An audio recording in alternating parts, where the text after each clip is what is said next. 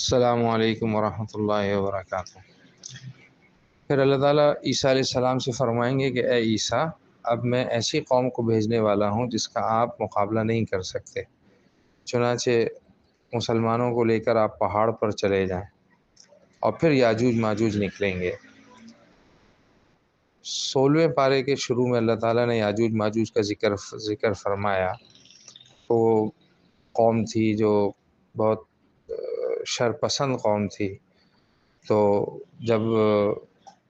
حضرت ذوالقرنین علیہ السلام وہاں پہنچے اور انہوں نے ان کی مدد کی اور دونوں پہاڑوں کے بیچ میں سیسا پگھلا کے ڈال دیا، تو اللہ کے حکم سے وہ پہاڑ کھل جائے گا اور وہ آئیں گے اور بہت زیادہ کثرت میں ہوں گے، یعنی ان کی اتنی تعداد ہوگی۔ حدیث شریف میں آتا ہے جس کا مفہوم ہے کہ پیارے نبی علیہ الصلوۃ والسلام نے فرمایا تمہارا کیا حال ہوگا جب 1,00,000 میں سے غالباً 1,00,000 فرمایا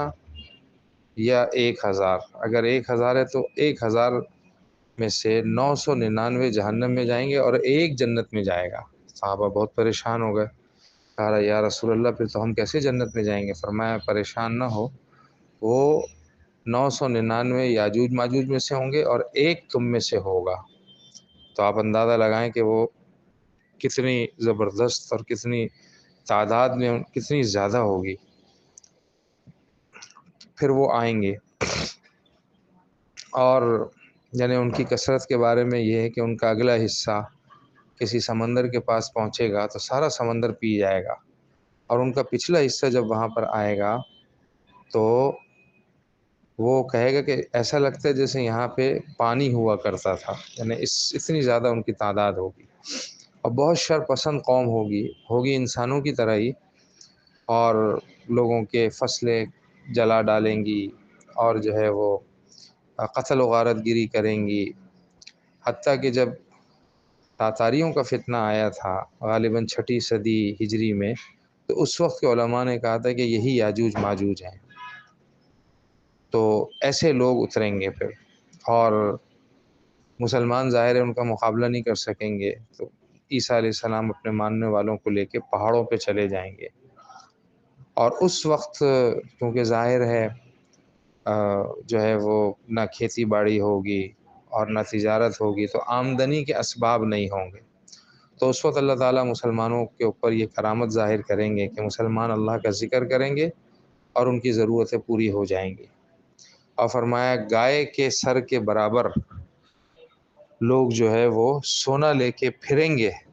اور کوئی ان کی حاجت کو پورا کوئی اس سونے کو لینے والا نہیں ہوگا، کیونکہ ضرورت ہی نہیں ہوگی۔ تو حدیث میں نہیں آتا کہ یہ کتنا وقت ہوگا، لیکن ہوگا کوئی وقت، پھر یہ پوری زمین پر فساد مچائیں گے، قبضہ کریں گے، اور پھر ایک تیر آسمان پر پھینکیں گے، اور اللہ تعالیٰ کے حکم سے وہ تیر کسی جانور میں ڈال کر خون سے آلودہ کر کے اس تیر کو زمین پہ واپس پھینکا جائے گا، تو وہ خوش ہو جائیں گے اور کہیں گے زمین پر بھی ہماری حکومت ہو گئی اور آسمانوں پر بھی ہماری حکومت ہو گئی۔ پھر اللہ ہی کی طرف سے ایک وبا آئے گی جس سے یہ سارے مر جائیں گے، لیکن ان کے مرنے کے بعد پھر ان زمین کو صاف کرنا یہ بھی انسانوں کی قدرت میں نہیں ہوگا۔ تو پھر اللہ تعالیٰ کی طرف سے ایسے پرندے آئیں گے جن کی گردنیں اونٹوں کی طرح ہوں گی،